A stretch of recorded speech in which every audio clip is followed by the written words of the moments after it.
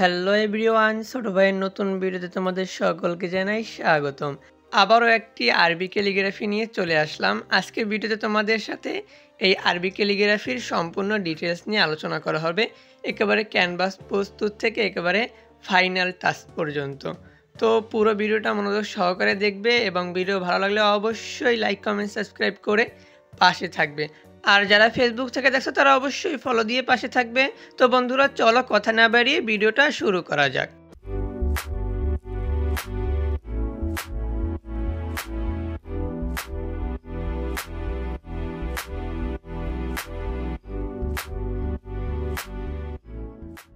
আমার হাতে যে ক্যানভাসটা দেখতে পাচ্ছ, এটার সাইজ হলো 15x12 ইঞ্চি।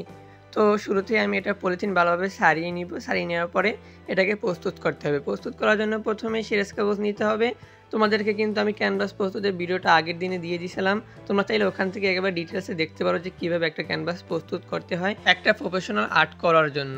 ক্যানভাসটা আমি ভালোভাবে ঘষে নেওয়ার পরে আমি হালকা পানি স্প্রে করে নিয়েছি। পানি স্প্রে করার পরে এখন জেসু কোট বসিয়ে নেব। আমরা যারা টুকটাক আর্ট করি তারা জানি যে ক্যানভাস প্রস্তুত করার সময় যে কোম্পানি আর কি এটা প্রস্তুত করে থাকে তারা একটা কোট দিয়ে থাকে। তো ওই কোটটা কেমন কি সেটা তো আমরা জানি না, ধারণা নাই। সেজন্য ঘষা মজার পরে আবার নিজেদের কোটটা বসিয়ে নেওয়াই ভালো। এতে ক্যানভাসের ফিনিশিংটা ভালো হয়, আর্ট করতেও খুব ভালো হয়। এজন্য ক্যানভাসের সমস্ত কোনাকাঞ্চিতে ভালোভাবে ঘুরিয়ে ঘুরিয়ে জেসুটা ভালো করে বসিয়ে নিতে হবে। যে কোনো ভালো ব্র্যান্ডের কোম্পানির জেসুতে কিন্তু অনেক প্রকার কেমিক্যাল দেওয়া থাকে, আর এই কেমিক্যাল দেওয়ার কারণে কিন্তু এই ক্যানভাসে কোনো প্রকার ছত্রাক বা পোকামাকড়ের আক্রমণ ঘটে না, ক্যানভাসে কোনো প্রকার সমস্যা হয় না। আর এই জেসুর কারণে কিন্তু আমাদের আর্টটা দীর্ঘস্থায়ী হয়। তো জেসু অ্যাপ্লাই হয়ে যাওয়ার পরে এখন আমি এখানে কম্পোজিশনটা সেরে নিব। যেই কম্পোজিশনের আদলে আমি আরবি ক্যালিগ্রাফিটা করতে চাচ্ছি ওই কম্পোজিশনটা। তো কম্পোজিশন কিন্তু মাস্ট, যে কোনো বিগিনার আর্টিস্টের জন্য কম্পোজিশন মাস্ট। তো এখন বলতে পারো যে অনেকে তো ডাইরেক্ট এঁকে ফেলে, তাদের অনেক প্র্যাকটিস, আমরা এখন পর্যন্ত সে পর্যন্ত যেতে পারিনি। তো বিগিনার যারা আছে তারা ভালো একটা আর্ট করার জন্য কম্পোজিশন মাস্ট, কম্পোজিশন ভালোভাবে করে নিতে হবে। তো কম্পোজিশন হয়ে গেলে এবার হলো কালার মিক্সিং। তো কালার মিক্সিং কিন্তু আমরা অনেকেই আছি যে কোনো একটা কালার দিয়ে অ্যাপ্লাই করা শুরু করি।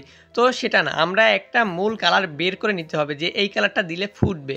তো তাতে আমাদের 2-3টা কালারও মিক্স করতে হতে পারে। তো এটা হলো আমাদের ব্যাকগ্রাউন্ডের উপরে ডিপেন্ড করে যে আমরা কয়টা কালার মিক্স করব বা ব্যাকগ্রাউন্ডে কয়টা কালার ব্যবহার করব। আমি হালকা লাইট কফি কালার দিয়ে পুরো ক্যানভাসটাকে কাভার করে নিয়েছি। আমি সব ভিডিওতে বলে থাকি যে আমরা কিন্তু রং নিয়ে খুব কিপটামি করে থাকি। তো এই কিপটামিটা করা ভালো, কারণ ম্যাটেরিয়ালসের অনেক দাম। তো এই জন্য কিপটামি করলেও একটা নিয়মে কিপটামি করতে হবে। তো সেই নিয়মটা হলো যে আমাদের হালকা পানি স্প্রে করে নিতে হবে ক্যানভাসে। শুকনো ক্যানভাসে যদি আমরা রং অ্যাপ্লাই করতে চাই তাহলে অনেক রং লেগে যায়। তো পানি স্প্রে করে নিলে কি রংটা কম লাগে, অল্প রং দিয়ে বেশি জায়গা কাভার করা যায়। তো কিপটামির নিয়মও জানতে হবে। কিপটামির নিয়ম না জেনে কিপটামি করলে কিন্তু তখন আরও বেশি ক্ষতি হয়ে যাবে। তো দেখতে পাচ্ছ আমি কিন্তু লাইট কফি কালার দিয়ে যে ক্যানভাসটা ঢেকে নিয়েছি সেটার উপরে কিন্তু আবার কিছু জায়গায় সাদা রংটা অ্যাপ্লাই করে নিতেছি। এই ব্যাকগ্রাউন্ডে আমি বেশি রং অ্যাপ্লাই করব না, মাত্র এই 2টা সাদা আর এই লাইট কফি থাকবে। তো এখন আমি ব্যাকগ্রাউন্ডের মূল কাজ শুরু করব। তো মূল কাজে আমি এখানে লাল নিয়েছি, লালের সাথে আমি হালকা একটু কালো মিক্স করেছি যাতে একটু কলিজে কালার একটা ভাব আসে। তো এই কালারটা বানাইছি আমি লাল এবং কালো দিয়ে, মনে রাখতে হবে। আমি এখানে 2টা অর্ধবৃত্ত এঁকেছি। একটা অর্ধবৃত্ত কিন্তু আমি পুরোটা একেবারে লাল দিয়ে ভরে দিয়েছি, আর একটা যে অর্ধবৃত্ত মানে চাঁদার মতো আর কি। তো এই চাঁদাটাকে আমি 2 ভাগ করেছি, 2 ভাগ করে 2 টুকরো করেছি। এখানে টুকরা 2টাই থাকবে, কিন্তু 2টাই এক কালারে হবে, শুধু মাঝখানে একটা গ্যাপ থাকবে, একটা লাইন ফাঁক থাকবে। তো এই 2টা কালারই আমি একেবারে গাঢ় চকলেট কালার দিয়ে করে নিয়েছি। গাঢ় চকলেট কালারটা বানানোর জন্য আমি লালের সাথে একটু বেশি কালো মিক্স করেছি।